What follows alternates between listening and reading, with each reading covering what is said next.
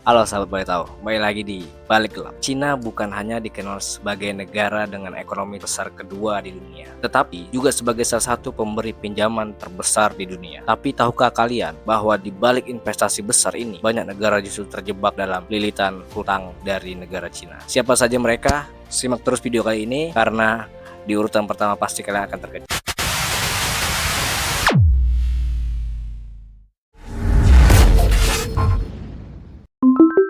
Di urutan kelima, ada negara Pakistan. Pakistan menjadi salah satu negara yang paling banyak menerima pinjaman dari negara Cina, terutama melalui proyek raksasa Belt and Road Initiative atau BRI. Dana miliaran dolar digunakan untuk membangun jalan raya, pelabuhan, dan jalur kereta api. Namun, proyek ini tidak serta meningkatkan perekonomian negara Pakistan. Meskipun infrastrukturnya telah berkembang pesat, beban hutang yang terus bertambah membuat negara ini semakin tertekan. Krisis ekonomi dan inflasi yang sangat tinggi perburuk keadaan. Bahkan, cadangan devisa negara Pakistan sempat anjlok sampai titik krisis, membuat mereka tergantung pada bailout dari IMF. Dengan situasi seperti ini, muncul kekhawatiran bahwa Pakistan semakin kehilangan kendali atas ekonominya dan bisa menjadi terlalu bergantung kepada negara China. Di urutan keempat, ada negara Angola. Angola merupakan salah satu negara di benua Afrika, yaitu negara dengan kekayaan minyak yang luar biasa. Negara ini juga tidak lepas dari hutangan pinjaman dari negara China. Awalnya, hutang digunakan untuk membangun infrastruktur dan memperbaiki sektor energi mereka. Namun, harga minyak dunia yang fluktuatif membuat Angola kesulitan membayar kembali hutangnya. Lebih dari 70% ekspor minyak Angola digunakan untuk membayar hutang ke negara Cina. Hal ini menyebabkan negara ini kekurangan dana untuk pengeluaran domestiknya. Infrastruktur yang dibangun pun tidak memberikan manfaat yang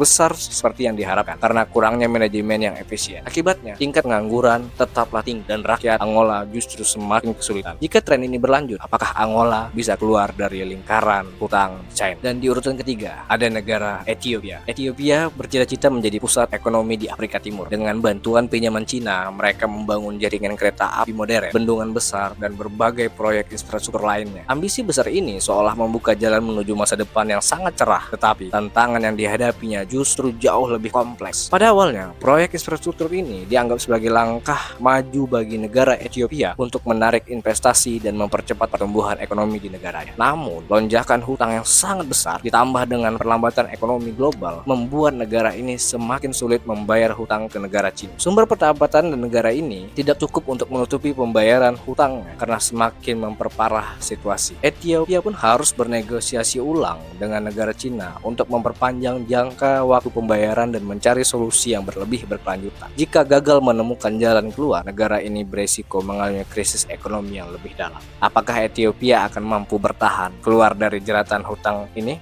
atau justru semakin tenggelam dalam ketergantungan finansial terhadap China? Di urutan kedua, ada negara Sri Lanka. Sri Lanka mungkin menjadi contoh nyata dari jebakan hutang negara China. Negara ini meminjam miliaran dolar untuk membangun pelabuhan, Hambantota, dan proyek infrastruktur besar lainnya. Namun, dengan perekonomian yang lemah dan pendapatan negara yang tidak cukup untuk membayar hutang, Sri Lanka akhirnya harus menyerahkan pelabuhan tersebut ke China dengan kontrak sewa selama 99 tahun. Bayangkan, hampir 3 generasi sewa pelabuhannya diberikan kepada China. Dampaknya, banyak pihak yang mengkritik bahwa ini bukan sekedar kesepakatan ekonomi, melainkan bentuk hilangnya kedaulatan sebuah negara. Tak hanya itu, krisis ekonomi yang parah di Sri Lanka menyebabkan kekacauan politik di negara itu, protes massal, hingga jatuhnya pemerintahan negara Sri Lanka. Apakah ini peringatan bagi negara-negara lain agar lebih berhati-hati dalam menerima pinjaman besar dari negara Cina? Dan di urutan pertama, negara dengan hutang terbesar kepada negara China adalah negara Tajikistan. Ya, negara Tajikistan. Negara ini bukan hanya mengalami kesulitan dalam membayar hutangnya, tetapi juga harus menyerahkan sebagian wilayahnya kepada China sebagai bagian dari kesepakatan pembayaran hutang. Tajikistan yang langsung berbatasan dengan negara China menerima miliaran dolar untuk pembangunan infrastruktur dan investasi di sektor energi. Namun, ketika tidak mampu membayar hutangnya, mereka terpaksa menyerahkan lebih dari 1000 km persegi wilayahnya.